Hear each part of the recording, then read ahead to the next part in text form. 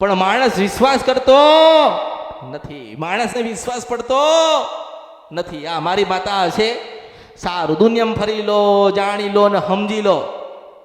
મનની અંદર વિશ્વાસ રાખો કે અમારા જે ભયંકર તકલીફ છે ને દુઃખ છે, અમારી કુળદેવીને અમે આજે પ્રાર્થના કરીએ છીએ કે માં કોક દુઃખવાળી માતા રહી જતી હોય, અમારા પૂર્વજો લાયા હોય ને અમને ના કીધું હોય, અમને કશું ખબર જ નથી કે અમારા વડીલો શું કરીને ગયા. પણ એટલી ખબર છે કે માં કાળકા, સધી કે શિકોતર કે ચાવણ કે ખોડિયાલ તને પૂજતા હતા. આટલી પ્રાર્થના તમે તમારી કુળદેવીને કરો અને તમારી કુળદેવી તરત બહાર ઉભા રહેલા દેવને કહે છે કે તારો ન્યાય કરાવવા હું મેરડી તૈયાર છું. કે બહારના પારકા દેવ તમારા પૂર્વજો લાયા એટલે જવાબદારી તમારી રહે. કોની રહે? તમારા પૂર્વજો જે માતાઓ લાયા છે ને એને પૂજવાની જવાબદારી તમારી જ રહે, બીજા કોઈ પૂછશે નહીં. 4 ભાઈ હોય ઘરની અંદર વર્ષો પહેલા અને એક ભાઈ કદાચ સધી માતા લાયો હોય તો એક જ ઘરમાં સધી માતા બોલશે, 3 ઘરમાં નહીં બોલે. પછી તમારા પૂર્વજનું નામ આપો કે ફલાણા ડોહામણ સધીને લાયો તો તમારે હરખથી અપનાવી લેવી પડે. હું મેળડી છું. જો હામું પડશો, વિરોધ કરશો, પારખા લેવા જશો તો વધારે દુઃખી થશો.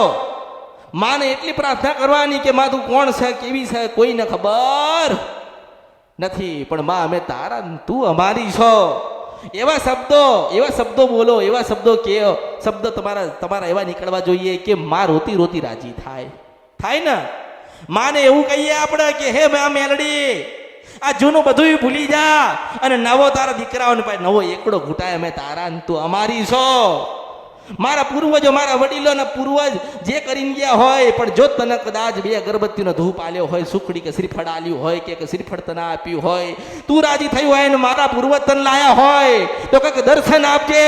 અને પશુ પ્રભાત રાજા કરણની વેળા થાય ના આવન તો મારું નામ મેલડી નહીં.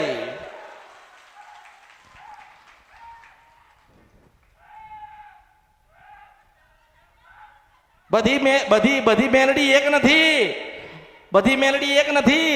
જેની ભક્તિ જબરી એની મેલડી જબરી. જે ભક્તિ કરી જાય એ તરી જાય, જે માની ભક્તિ કરી જાય ને એની પેઢી તરી જાય.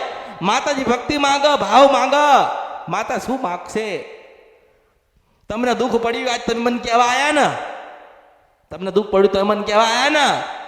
તમારી ખોડિયાલ, કાળકા, સધી, શિકોતર કે તમારા પૂર્વજોનો દુઃખ છે કોને કહેવા જશે? એને અમૃતની મેલડીને કીધું છે ને હું માતા કહું છું, મને ઓળખો ને તો ઓળખાય.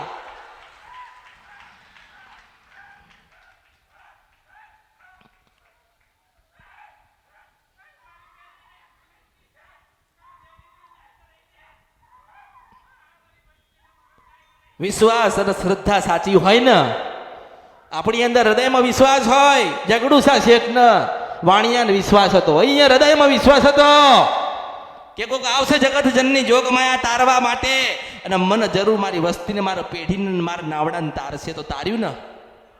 કેમ તાર્યું? વિશ્વાસ, શ્રદ્ધા હતી. આપણને એવી પડતી, આ તો માં મેલડી મારા દીકરાને વહુ લાવી દે ને તો તને બેહાડીને પૂજો. માં મેલડી મને સારું ઘર હલાવ તો તને બેહાડીને પૂજો. એ તો તમે સોદા કરો છો, એવા સોદા થતા નથી. એવા સોદાબાજી માતાજી પાસે કરશો નહીં. માને એવું કહો કે માં મારા પૂર્વજો જે ગુનાહ કરીને ગયા, જે ભૂલો કરીને ગયા એને ક્ષમા કરમાં અને આજીવન તારી ભક્તિ કરીએ, તારા કીધે રહીએ, તારા ચરણના શરણમાં રહીએ. ભગવતી એવા આશીર્વાદ આલજે તો તમને સુખી કરે, સુખી કરે, સુખી કરે, સુખી કરે, સુખી કરે ને સુખી કરે. દુખીએ તમે તમારી જાતે થયા છો ને સુખીએ તમે જાતે થઈ શકો છો. રીત જુદી છે, રીત જુદી, રીત ખાલી જુદી છે. માતાજી નહીં કે, માતાજી કેવા નહીં આવે કે મને દીવો આલ, કેવા આવે? માતાજી ના કે મને બેહાડજો, માતાજી ના કે મને સુખડીને શ્રીફળ આલ્યો. આપણે માતાજીને કહીએ, આપણા ઘરે કોઈક મહેમાન આવો છો તો કેવું કહીએ છે? ના ઉભારો, ચા પાણી કરતા જાઓ, ખાવાનો સમય હોય તો કે ખાતા જાઓ. આવું તમે તમારા મહેમાનને કોણ? તો પેલી મેલડીને દુઃખ લાગે, અરે હું 100 વર્ષથી ઊભી છું, આ વસ્તી મને લાપસી ને સુખડી ખવડાવે, કોઈક દાડો બોલાવતા નથી, તમારા અવતારમાં ખોટ પડ્યો. એને દુઃખ લાગે, એને વેદના થાય.